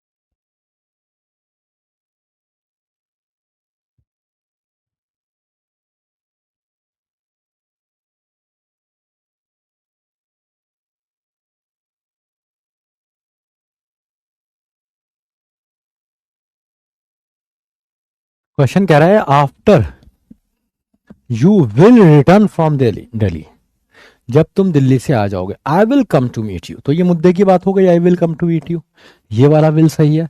After you will return, तो ये आफ्टर कंडीशन बता रहा है, तो ये वाला विल गलत है, तो आंसर हो जाएगा ए।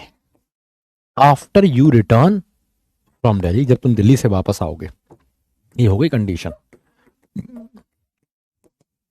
आई will come to meet you, तो मैं तुमसे मिलने आऊंगा, आंसर हो जाएगा ए। अगला लगाओ।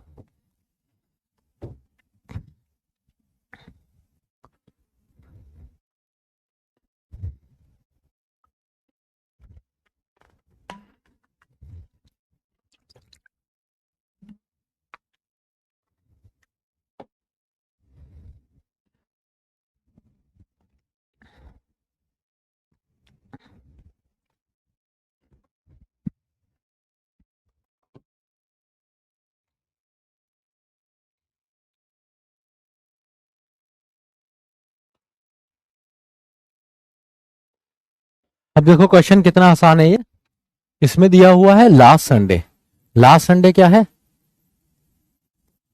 पास्ट टाइम वर्ड, तो प्रेजेंट परफेक्ट में नहीं बनेगा। ऐसा सेम सेंटेंस मैंने आपको दिया था, सिर्फ आपको क्या करना है, हैज उड़ा देना है बस। तो my mother left for Calcutta last Sunday.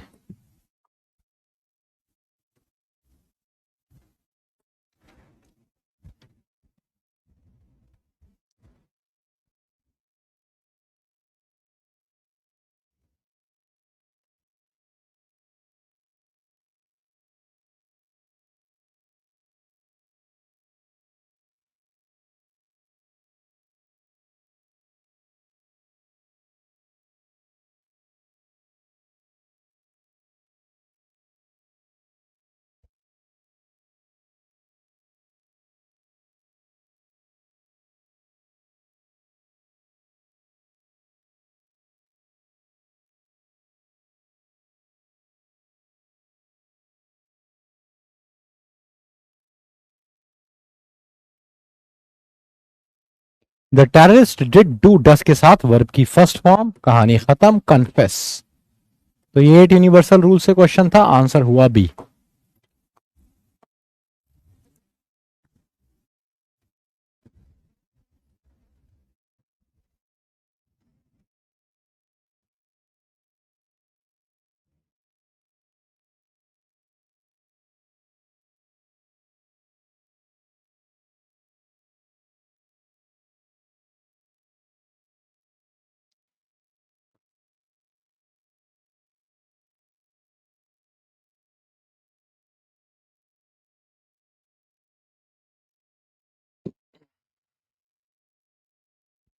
I shall never say a word against my god, I am a true Brewer.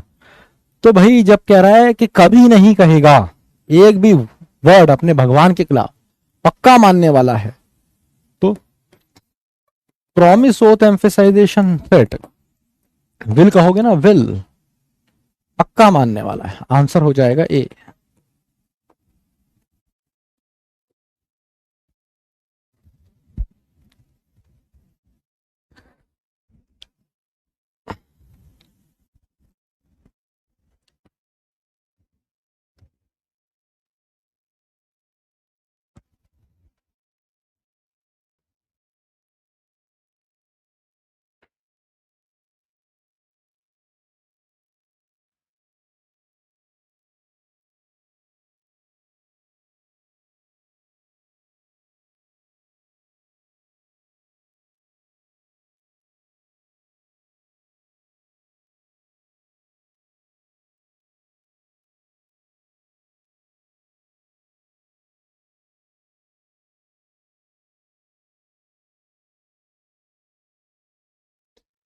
If you ever misbehave like this, अगर तुमने कभी ऐसे मिसबिहेव किया, यू शैल बी फायर्ड। तो promise होता emphasization threat, you के साथ लगाओगे तभी तो ऐसा होगा ना। तो B is the correct answer.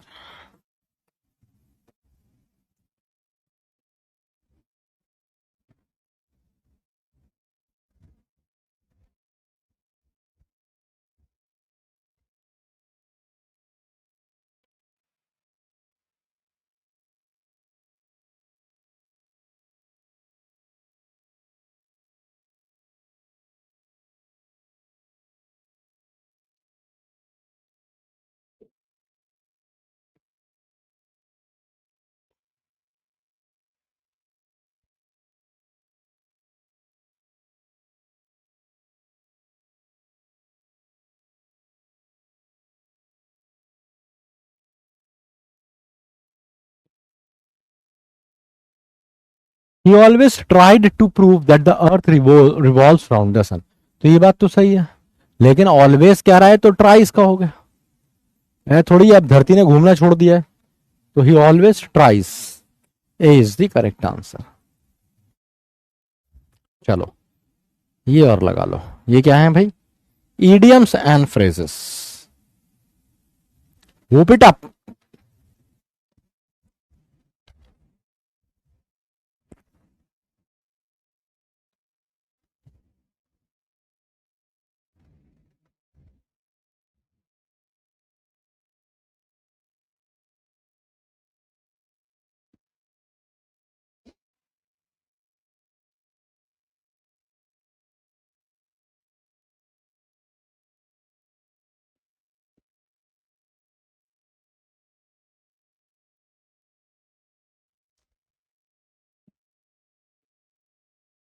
तो मान लो कि भाई आज क्या है, माहौल बहुत अच्छा है और आज तुम्हारा सिलेक्शन हो गया है, तुम फाइनली जा रहे हो एनडीए। तो तुम्हारे घर वालों ने, तुम्हारे भाई ने, किसी ने बड़े ने तुम्हें पार्टी दी और तुमसे कहा go and whoop it up. Okay guys come on enjoy in nice way, कर हल्ला गुल्ला काट दे भाई।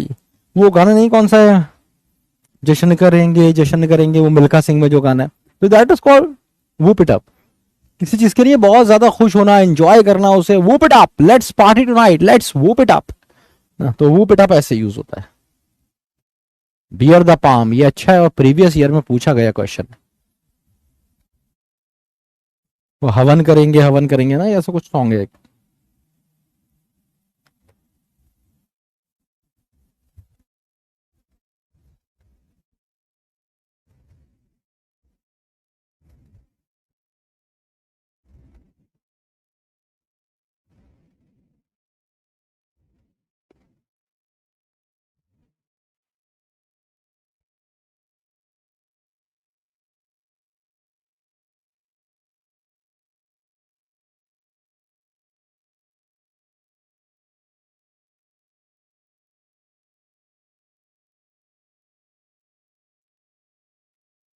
Beer the palm, beer the palm का मतलब क्या है कि पहले जमाने में जो लोग होते थे ना, हाँ जी, पहले जमाने में जो लोग होते थे, तो जब वह कोई जंग जीत जाया करते थे, तो अपनी विक्ट्री दिखाने के लिए एक बड़ा सा खजूर का पत्ता, खजूर का जो पेड़ होता है उसके पत्ते काफी बड़े बड़े होते हैं, वो तोड़ लिया करते थे और वो अपने हाथ में ले लिया करते थे। ये इस बात का चिन्ह होता था, साइन होता था कि हम जीत गए हैं।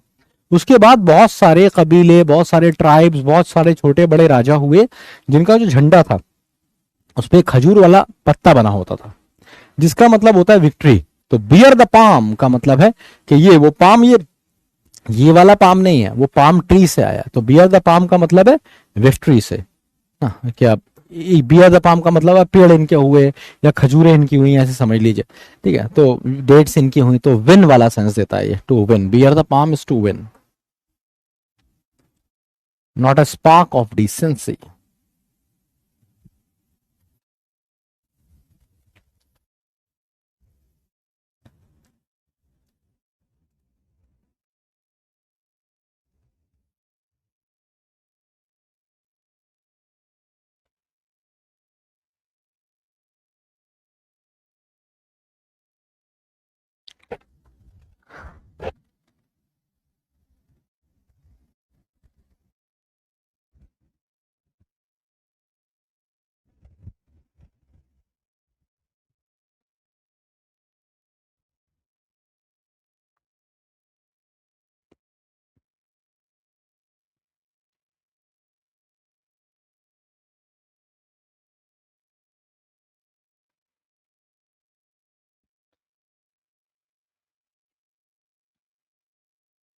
देखो भाई, ये होता है not a spark of decency, ये वाला। इसका मतलब क्या होता है, जैसे मान लो कि किसी ने कुछ किया और सारा क्रेडिट तुम लेना चाहते हो, तो it is not a spark of decency.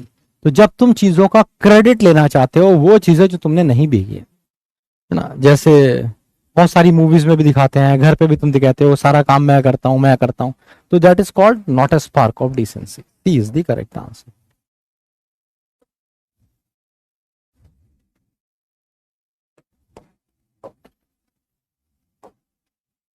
The statical study of human population specially with reference to size and destiny. तो स्टैटिकल स्टडी ह्यूमन पॉपुलेशन की क्या कहलाती है? Demography. B is the correct answer. Demo जहां भी आ जाता है ना, इसका मतलब पीपल होता है। तो डेमागॉग भी कौन सा लीडर होता है? जो लोगों का बेवकूफ बना रहा हो, है ना, ऐसी एपिडेमिक जो बहुत सारे लोगों में फैली हो। तो डेमो जहां भी आता है, डेमो का मतलब लोगों से होता है। अगला क्वेश्चन, वांटिंग और eating a large amount of food हो, वोरेशियस। वॉर जहां भी आता है, वॉर का मतलब ईट से होता है, ईट से। इसी से बनता है हर्बीवोर, कार्निवोर। ठीक है, सेवर, सेवर का मतलब होता है test. Study of insect, insect entomology. मैंने बताया था इनके एंटीने निकले होते हैं, एंटीने, एंटोमोलॉजी, एंटीने निकले होते हैं। कार्डियोलॉजी होता है तुम्हारा हार्ट के लिए। पैथोलॉजी डिसीजेस का टेस्ट होता है तुम्हारा, जहां पे यूरिन या ब्लड टेस्ट होता है, पैथोलैब, पैथलैब होता है वो। और इक्थियोलॉजी होता है फिश के लिए, ichthyology is for fish, study of fish. One who talks a lot के लिए वर्ड आता है लोक्वेशियस। कोलैक्वल बातचीत होती है। सोलोलॉक्यू का मतलब होता है खुद से बात करना, और एलोक्वेशन का मतलब होता है बहुत क्लैरिटी से बात करना। Connected with the years of before the year, तो एंटेबैलम हो जाएगा, है ना। बेलोना, युद्ध की देवी, ये सारे तो मैंने आपको कराई है। To make somebody feel less angry about something, तो less angry about something complacent होता है, सेटिस्फाइड। बी, नहीं, to make someone feel less angry about something. Implacable नहीं होगा, कॉम्प्लेसेंट सेटिस्फाइड होता है। प्लेकेट होगा, ठंडा करना किसी को, placate. And full of strong bitter feeling, तो ये हो जाएगा तुम्हारा एक्रीमोनियस, कड़वा, जिसके अंदर बिटर फीलिंग्स हो, है ना। अगला वर्ड है तुम्हारा टू मेक समथिंग लाउडर बिगर, तो मैग्नीफाई कर देते हैं ना, मैग्नीफाई, बड़ा चढ़ा के करना चीजों। मैग्नीफाइंग ग्लास भी होता है ना, बड़ा कर देता है वो। एबल टू वॉक, तो एम्बल जहां भी आता है ना, एम्बल, इसका मतलब वॉक से होता है। एम्बुलेंट होता है जो वॉक कर सकता हो, एम्बुलेंस। सोनैम्बुलिस्ट जो सोते में चलता हो, फनैम्बुलिस्ट जो रस्सी पे चल के दिखाता हो, है ना। और एम्बुलेंस आप जानते ही हैं, तो आंसर हो जाएगा इसमें B. This that is suggested directly और जो जो अनकहा हो, है ना, इनडायरेक्टली वर्ड में, तो उसे बोलते हैं टैसिट। टैसिट होता है अनकहा। टैसिटर्न जो कम बोलता है, रेटिसेंट भी यही होता है, सिनोनिम होता है। हैम्पर का मतलब होता है बाधा डालना, इम्पीड करना। गवर्नमेंट बाय नोबल्स, ये आपको मैंने पढ़ा है, एरिस्टोक्रेसी होता है, एरिस्टोक्राट।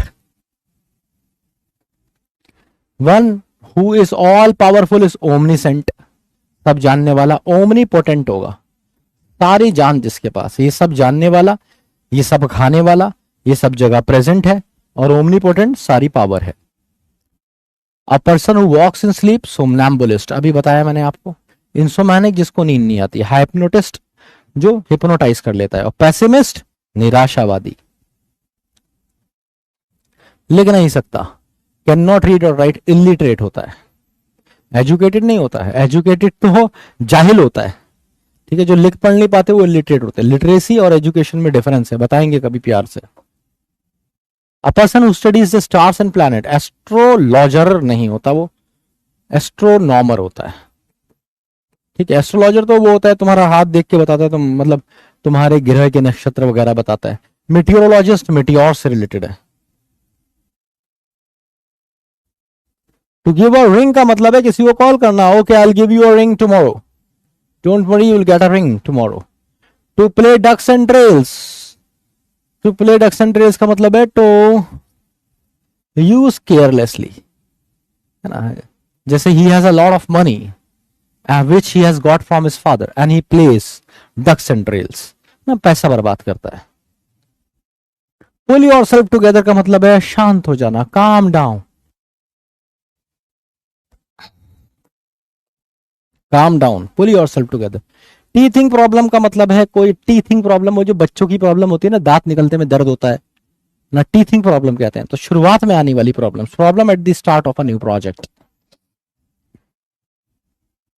To a T, to a T का मतलब है बिल्कुल, पॉइंट, टू द पॉइंट, मतलब प्रिसाइसली। टू अ टी का मतलब है प्रिसाइसली, ठीक है। तो आज आपने मेरे साथ पढ़े प्रेजेंट इंडेफिनिट, पास्ट इंडेफिनिट और फ्यूचर के कौन से इंडेफिनिट टेंस, इन पे क्वेश्चंस भी लगाए आपने। और होमवर्क क्या है, डीपीपी जरूर लगाइएगा, इसकी रीडिंग जरूर करिए और शेड्यूल फॉलो करते रहिए। हर दिन का आपका सेम होता है। किसी का कोई डाउट कंफ्यूजन है तो पूछ लीजिए। ये एक नई किताब आई है जनरल एबिलिटी के लिए, इंग्लिश में है, आप चाहें तो ले सकते हैं। ये precise chapter wise theory, solve examples और काफी कुछ PYQs वगैरह भी हैं इसमें। इसके अलावा ये कुछ बुक्स हैं, इनके बारे में कई बार बता चुका हूँ, किसी को चाहिए हो तो ले सकते हैं। सोशल मीडिया हैंडल्स पे भी आप हमें फॉलो कर सकते हैं। एसएसबी प्रिपरेशन के लिए ये 2 हैंडल है, जिसको तैयारी करनी है वो स्कैन करके एसएसबी की तैयारी अभी से शुरू कर सकता है। ठीक है भाई, तो अभी के लिए इतना ही काफी है। किसी का कोई डाउट, दुविधा, शक, तकलीफ, दर्द या खाज हो तो पूछ लीजिए। और आज के जो हमारे चीते हैं उसमें गुरु पंत सबसे number 1, Akshay number 2, Shreya, Modi, Aditya, Divyansh, captain, Mrityunjay, Sandeep और नितिन, सब ने 14 ही ठीक करे यार, न किसी के 14 से ज्यादा न किसी के कम। ठीक है, चलो एक बार कमेंट बॉक्स भी देख लेता हूं तुम्हारा, डाउट बॉक्स, कोई काम का डाउट हो। Respect sir, I think the correct meaning of the idiom not to have good manners. अच्छा चलिए देख लेते हैं कौन सा वाला इडियम कह रहे हैं आप। Not a spark of decency, देख लेते हैं, हो सकता है हम गलती कर गए उसमें, क्योंकि हमने नीचे वाला देखा भी नहीं था।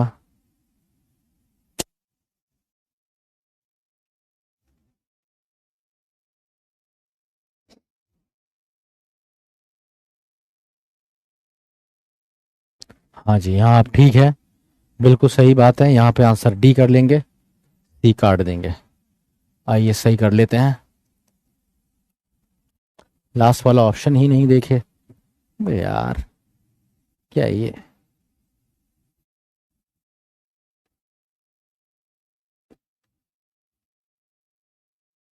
हम्म तो इसका आंसर डी कर लीजिए, ना कि सी। ठीक है, एक करेक्शन हो गया। और देखते हैं भाई क्या क्या डाउट है। अगेन तो रिपीट करके देख सकते हो ना सुमित, इसमें क्या एक्सप्लेन करना है। अबे इससे तो इतने एक्सप्रेशन के साथ मैंने एक्सप्लेन किया ना, तुम्हें नहीं आया समझ तो अब नहीं आएगा, छोड़ दो उसे। सर मैंने कल बैच ज्वाइन किया है। क्यों देखते हो लाइव क्लास? नहीं देखनी है, पीछे सब बैकलॉग है, कुछ समझ में नहीं आएगा। मुझसे नफरत हो जाएगी अगर क्लास देखी तो। शुरू से देखो जाके सारी क्लासेस।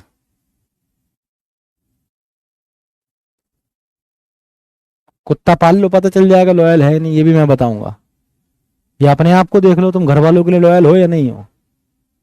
या घर वाले से कहो कुत्ता पाल ले और कंपेयर कर ले तुम में और उसमें, तो सबको पता चल जाएगा कौन लॉयल है। सर पोएट वाला कॉन्सेप्ट मीन समझ नहीं आया, कोई बात नहीं, छोड़ दो। समझ नहीं आया करे छोड़ दिया करो। देखो जब मैं तुम्हें पढ़ाता हूँ ना, अपना बेस्ट देता हूँ, कसम से बेस्ट देता हूँ, अपना बेस्ट। तो तुम्हें वो दोबारा देखना है, तीसरी बार देखना है, उसके बाद भी समझ में नहीं आ रहा तो छोड़ दो। इसका ये होगा क्या, क्यों होगा ये? नहीं, हम सही कर चुके हैं पहले ही।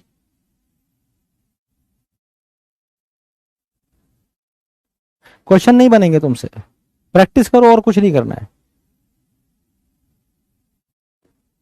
वाई विल इज यूज, क्योंकि पूरा सेंटेंस कंडीशनल सेंटेंस टाइप 1 में है ना। जो मैंने आपको पढ़ाया एक बार जाके देखो कंडीशनल सेंटेंसेस, अभी आज ही जो बताया है।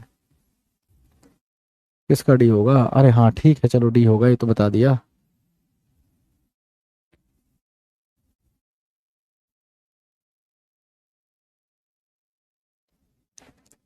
ये उसमें तुम्हें ढूंढना पड़ेंगे, तुम्हें मिला नहीं होगा, होगा तो। हाँ, तो ये टिप दी चाहिए तुम्हें तो पहली क्लास देखो, पहली क्लास में सारी टिप्स हैं। चलो तो थैंक यू सो मच, अभी के लिए इतना ही काफी है। ठीक है,